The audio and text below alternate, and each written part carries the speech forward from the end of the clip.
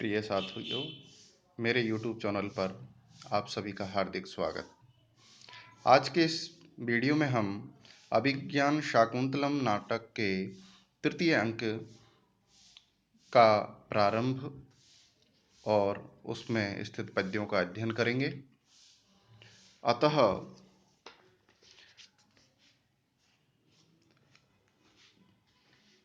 पूर्व अंक से संयोजन अत्यावश्यक हो जाता है। पूर्व अंक यानी द्वितीय अंक की समाप्ति पर हम देखते हैं कि राजा दुष्यंत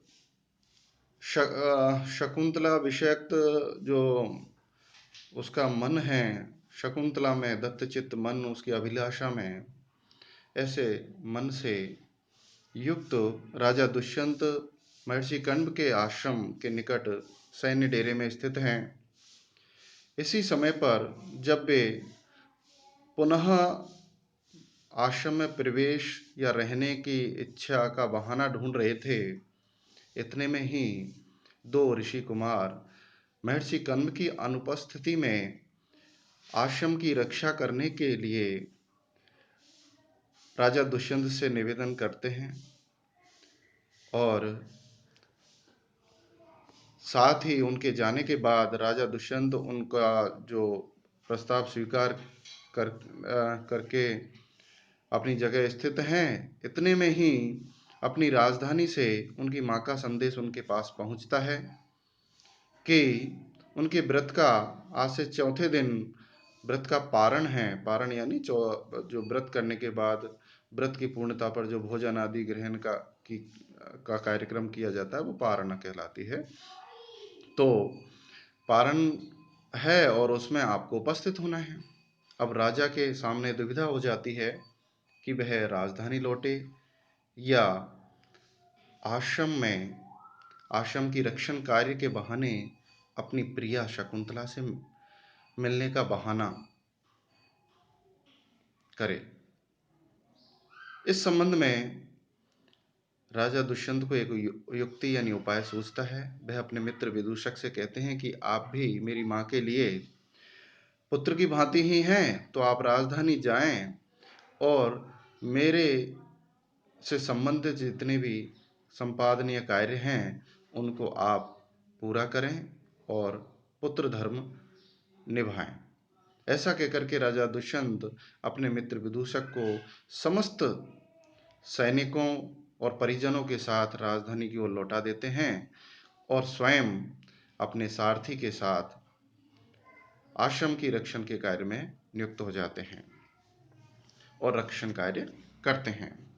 इसी संबंध में तृतीय अंक प्रारंभ होता है, जहां एक ऋषि शिष्य है जो राजा दुष्यंत की प्रशंसा में, उनके रक्षण कार्य की प्रशंसा में एक पद्य कहते हैं।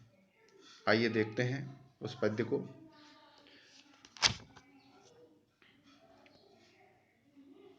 कि का कथा बाण संधाने ज्या शब्देनैव दूरतः हुंकारेणैव धनुषः स हि विघ्नानपोहति। कि का कथा बाण संधाने ज्या शब्देन एव दूरतः हुंकारेण इव धनुषः स ही विघ्नान अपोहति। कि बाण संधाने, बाण चढ़ा करके, धनुष पर बाण चढ़ाने की, तो का कथा, क्या कहना, अर्थात धनुष पर बाण चढ़ाने की बात करना तो बहुत दूर की बात है। क्यों? क्योंकि सह, वह राजा दुष्यंत, तो दूरतः, दूर से ही, ज्या शब्देन, ज्या बोलते हैं प्रत्यंचा को, जो धनुष की डोरी होती है उसको प्रत्यंचा बोलते हैं। तो प्रत्यंचा को खींचने से जो उत्पन्न होती है, ज्या शब्देनैव, प्रत्यंचा की डोरी से जो उत्पन्न, हुंकारेण एव, धनुष की हुंकार के समान, वह उस प्रत्यंचा की आवाज से, हुंकार मात्र से ही विघ्नान, यज्ञ आदि क्रियाओं में, हमारे धार्मिक क्रियाकर्मों में जो विघ्न उपस्थित होते हैं उनको अपोहति, विलीन कर देते हैं, नष्ट कर देते हैं। दूर कर देते हैं। इस प्रकार इस पद्य के माध्यम से ऋषि कुमार ने राजा दुष्यंत के अद्भुत पराक्रम और यश का वर्णन किया है। यहाँ हुंकारेनेव शब्द के द्वारा उत्प्रेक्षा अलंकार का रूप बन जाता है और पद्य में अनुष्टुप नामक छंद है। आइए देखते हैं। उसके बाद हम देखते हैं कि एक जो ऋषि कुमार है वह देखता है कि प्रियंवदा कुछ उशीर लेपन जो लू आदि लग जाती है उसमें, उशीर बोलते हैं खसखस, खसखस के लेपन और कमल दल के पत्ते को लेकर के कहीं जा रही है। वह पूछता है कि हे प्रियंवदे, आप इन चीज़ों को लेकर कहाँ जा रहे हैं? तब वह कहती है कि तीव्र लू लग जाने के कारण महर्षि कर्ण की पालित पुत्री शकुंतला अस्वस्थ हैं और उनके आतप निवारणार्थ अर्थात उनकी गर्मी अर्थात लू को दूर करने के लिए ही ये सब सामग्री मैं लेके जा रही हूँ। तब वे कहते हैं कि ठीक है, मैं यज्ञ का जो शांति दायक जो जल है वह भी मैं आर्या गौतमी के हाथों भेजता हूँ। इस प्रकार यहाँ पर कथा संयोजन होता है। पूर्व कथा को वर्तमान कथा के साथ जोड़ा जाता है, इसलिए ये विष्कंभक का रूप बन जाता है। तो विष्कंभक के बाद हम देखते हैं अगले पद्य में क्या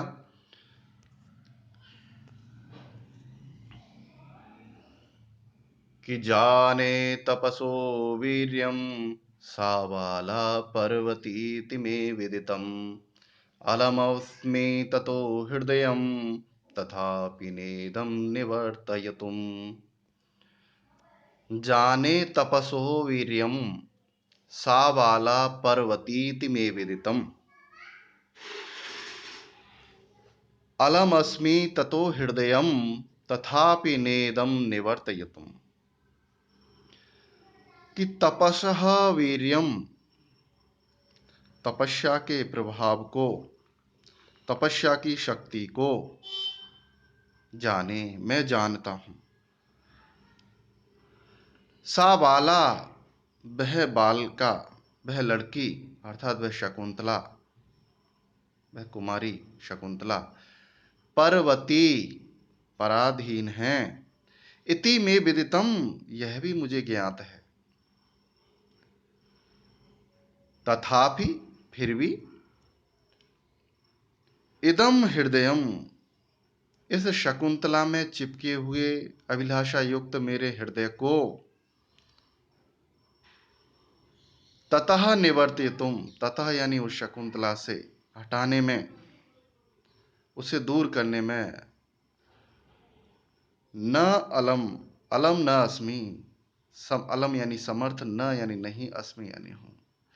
अर्थात मुझे पता है, मैं एक तरफ तपोह के प्रभाव को भी जानता हूं कि ऋषि मुनि यदि इस मेरे आचरण से यदि क्रोधित हो गए तो कितना अनिष्ट हो सकता है। दूसरी तरफ यह भी जानता हूं कि वह शकुंतला स्वयं में स्वतंत्र आचरण करने में समर्थ नहीं है। वह अपने पिता कण्व की आज्ञा से ही विवाह करेगी। इस प्रकार वह पराधीन भी है, पर फिर भी न जाने क्यों मेरा मन उससे दूर नहीं हो रहा है। इस प्रकार इसमें राजा ने स्वयं की काम पीड़ा को, शकुंतला विषयक जो उसकी आसक्ति है, उसकी गहराई को दर्शकों के समक्ष उपस्थित किया है कि मैं शकुंतला के बिना रहना मेरे लिए असंभव सा हो गया है।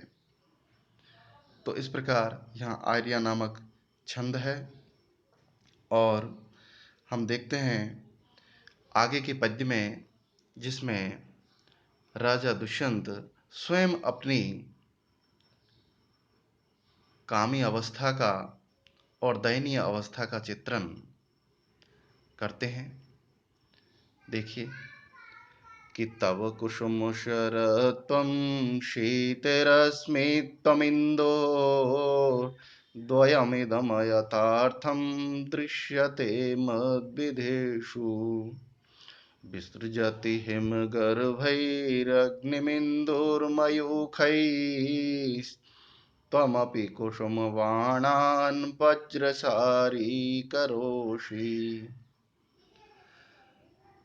तव कुसुम शरत्वम, हे कामदेव, तुम्हारा जो फूलों का बाण है, जो पांचवा बाण कहा गया है,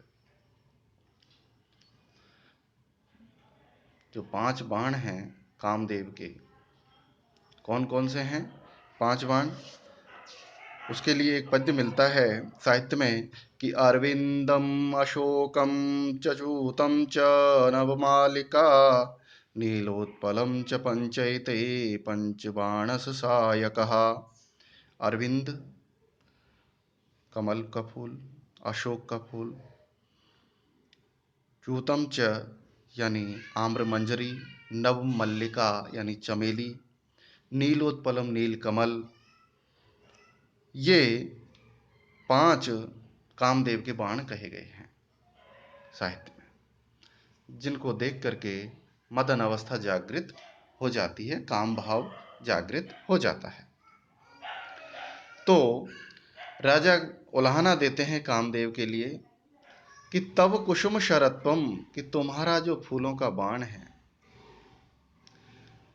जो कि देखने पर बड़ा कोमल होता है, नाम से प्रतीत होता है कि बड़ा कोमल है, और इंदोह शीत रश्मित्वम, इंदो यानी चंद्रमा के, शीत यानी शीतल, रश्मित्वम यानी किरणों का होना, जो अपने आप में बहुत ही शीतलदायक होती हैं। किंतु इदम द्वयम, ये दोनों ही मद विदेशु, मेरे जैसे कामासक्त लोगों को, जिनको रात दिन अपने प्रिया के ब्रह में जो तड़प रहे होते हैं, उसके लिए ये अयथार्थम दृश्यते, झूठे प्रतीत होते हैं, असत्य प्रतीत होते हैं। अर्थात फूलों का बाण कोमल होता है तो सुखकारक प्रतीत होना चाहिए, किंतु वे फूल सुखकारक प्रतीत न होकर के अपनी प्रिया की याद दिला देते हैं, तो काम अग्नि और अधिक बढ़ जाती है।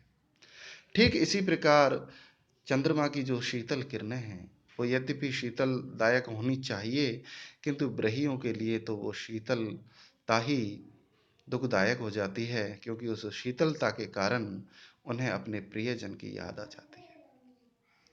इस प्रकार मेरे जैसे व्यक्तियों के लिए तो ये दोनों ही बातें झूठी हैं,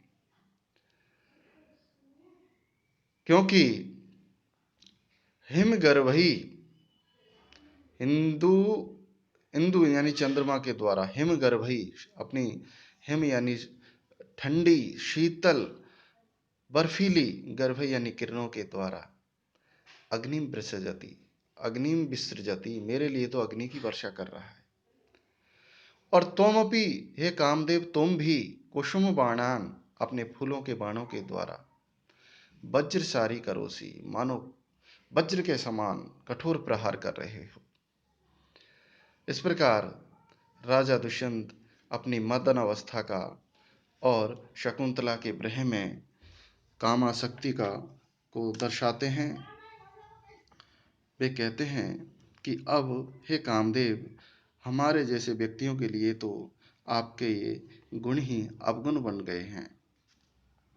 तो यहाँ पर जो मई तद विदेशु के कारण जो अप्रस्तुत प्रशंसा कुसुम बाणान शब्द में कुसुमों को बाणों का आरोपण है, अतः परिणाम अलंकार भी हो गया है। और शीतल रश्मियों से अग्नि की वर्षा तथा पुष्प बाणों से वज्रघात की प्रतीति के कारण यहाँ पर विषमालंकार का चित्रण दिखाई देता है। और छंद तो मालिनी है, ये सब आप जानते हैं। आइए अगले पद्य की ओर। राजा जब ऋषियों की यज्ञादि क्रियाएं समाप्त हो गई, तो दोपहर पश्चात वे देखते हैं कि मैं कहाँ जाऊं, अपने को कहाँ जाकर के मन लगाऊं। ऐसा सोच करके जब वो इधर उधर घूमते हैं, तब उन्हें लगता है कि मुझे मेरी प्रिया शकुंतला इस समय मालिनी नदी के किनारे, महर्षि कण्व का आश्रम किस नदी के किनारे था? मालिनी नदी के किनारे। ये ध्यान रखने योग्य है।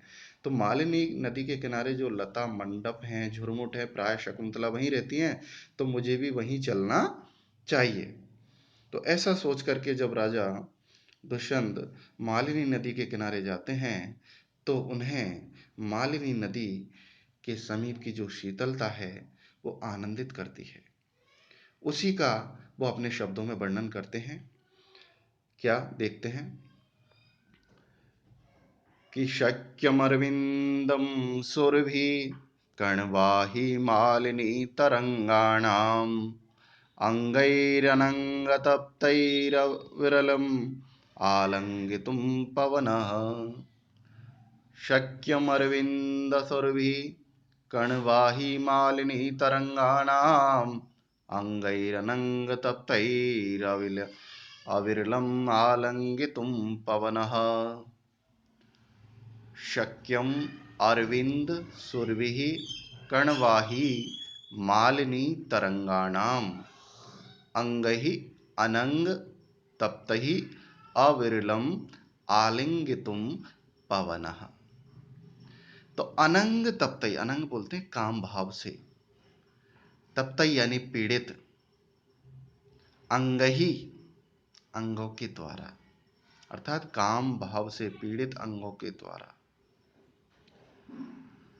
अरविंद सुरभि कमलों की सुगंध से सुगंधित, कमलों की सुगंध से युक्त, मालिनी तरंगाणा, मालिनी नदी के तरंगों की, लहरों के टकरा करके जो कणवाही, जो जल कणों से युक्त है, जो पवन, जो वायु है, वह अविरलम आलिंगितुम, अविरलम बोलते हैं गहरा, आलिंगन अर्थात गहराई से मुझे आलिंगन करने में सक्षम, समर्थ हो सकता है। अर्थात है, राजा कहता है कि मैं वायु जो शीतल है, क्योंकि मालिनी नदी के तरंगों के जलकणों से टकरा करके वह आ रही है, तो उसमें कुछ जलकणों की मात्राएं भी हैं, तो शीतल हैं। साथ ही मालिनी नदी में जो कमल उगे हुए हैं उनकी सुगंध से भी वो सुरभित है। तो ये जो मालिनी नदी के तरंग से टकरा करके आने वाला वायु मेरा गहरा आलिंगन करे, अर्थात मुझे पूरी तरह शीतलता प्रदान करे। तो इस प्रकार राजा दुष्यंत यहाँ पर मालिनी नदी के तटवर्ती इलाके की शीतलता का, उसके सुगंधित वायु का, वातावरण का यहाँ पर वर्णन करते हैं। तो इस पद्य में राजा के आत्म विनोद के लिए शीतल एवं सुगंधित वायु सहायक के रूप में वर्णित है, अतः यहाँ समाहित अलंकार है। साथ ही पवन में चेतन भावना का प्रस्तुतिकरण हो रहा है, अतः यहाँ समासोक्ति अलंकार भी बन जाता है। और आर्य छंद है। अब जब राजा इधर उधर घूमते हैं तो पास में एक लता मंडप देखते हैं और अनुमान लगाते हैं कि मेरी प्रिया शकुंतला इसी लता मंडप में होनी चाहिए। तो इसके लिए जो अनुमान लगाते हैं उसके पीछे वो तर्क देते हैं। क्या कहते हैं कि अभ्युन्नता पुरस्तात् अवगाढ़ा जगन गौरवात् पश्चात् द्वारे अस्य पाण्डुसिक्ते पादपंक्तिर्दृश्यते अभिनवा। कि पुरस्तात् यानी आगे से, अभ्युन्नता कुछ उभरे हुए, और जगन गौरवात, जगन स्थल यानी अपनी जंघाओं के गौरवात यानी भारीपन के कारण, कटी भाग के भारीपन के कारण, कटी के निम्न भाग के भारीपन के कारण, पश्चात पीछे की ओर से अवगाढ़ा जो गहरे हैं, ऐसे पांडु सिकते, पीत वर्ण की धूल वाले, अस्य द्वारे इस लता मंडप के द्वार पर, अभिनवा नई नई पद पंक्ति दृश्यन्ते, पैरों की पंक्तियां दिखाई दे रही हैं। इस लता मंडप के जो बाहर का जो दरवाजा है, इस रेत पर पैरों के कुछ नए नए चिन्ह अंकित हैं, जो कैसे हैं, पुरस्ताद आगे से कुछ उभरे हुए हैं, यानी पैरों के जो निशान है वो आगे से उभरे हुए हैं, और पीछे की ओर से यानी एड़ी भाग की ओर से गड़े हुए हैं। इससे लगता है कि शकुंतला यही हैं, क्योंकि उनके शारीरिक हाव भाव के अनुसार ही ये पैरों के निशान हैं। इस प्रकार इन लक्षणों के द्वारा राजा दुष्यंत शकुंतला की उपस्थिति उस लता मंडप में मानते हैं। इस प्रकार यहाँ पर लक्षणों के जो स्वाभाविक चित्रण किया गया है, उससे यहाँ पर स्वभावोक्ति अलंकार बन जाता है, और अनुमान अलंकार तो है ही, साथ ही आर्या नामक छंद है। तो इस प्रकार राजा दुष्यंत शकुंतला के उस लता मंडप में होने का अनुमान लगाते हैं। आज के वीडियो में सिर्फ इतना ही। मेरे अगले वीडियो का नोटिफिकेशन प्राप्त करने के लिए आप मेरे चैनल को सब्सक्राइब करें और बेल बटन को अवश्य क्लिक करें। धन्यवाद।